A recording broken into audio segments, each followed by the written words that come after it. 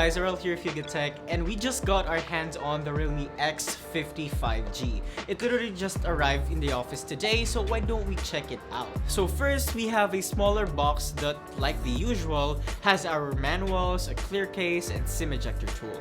Then below that, we have the phone itself, a USB Type-C cable, and the charger.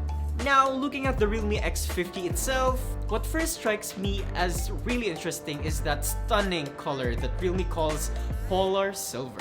In the hands, even if it's kinda heavy, the device is comfortable to hold, thanks to its relatively narrow build and curved sides at the back. The back has a nice finish, it is protected by Gorilla Glass 5 and an aluminum frame on the sides, and also around the back of the phone has a quad camera setup.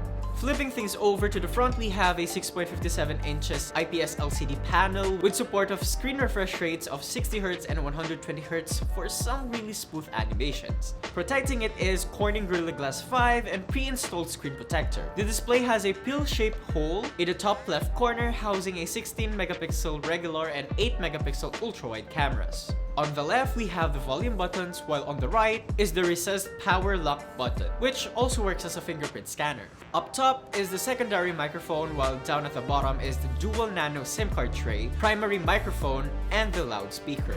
Powering the X50 is a Snapdragon 765G chipset and can be configured to 6, 8, or 12GB of RAM and 128GB up to 256GB of internal storage. And for battery, it has a 4200 mAh cell with support for 30-watt VOOC Fast Charge 4.0. For software, we get Android 10 Skin with ColorOS 7. The unit we have here uses a China-based ROM, so it's pre-installed with Chinese apps. There's no Google Play Store, but we are able to download Google Apps from its built-in App Store.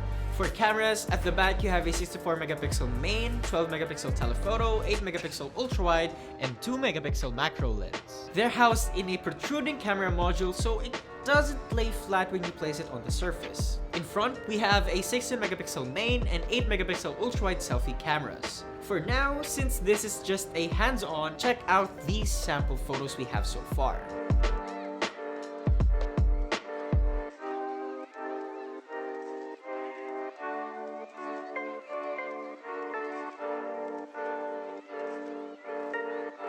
And for the price, the Realme X50 5G is yet to launch in the Philippines officially, but we expect it to arrive in mid-2020.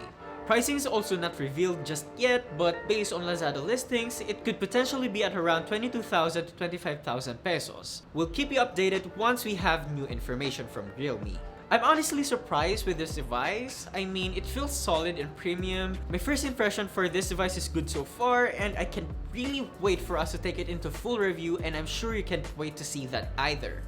So yeah, that's it for this video. Let me know what you think about the Realme X50 5G in the comment section below. And if you enjoyed this video, be sure to drop a like, subscribe to our channel for more content, hit that bell icon so don't miss any future uploads, and be sure to visit yugatech.com for the latest tech news and reviews. This has been Arel, and I'll catch you guys in the next one.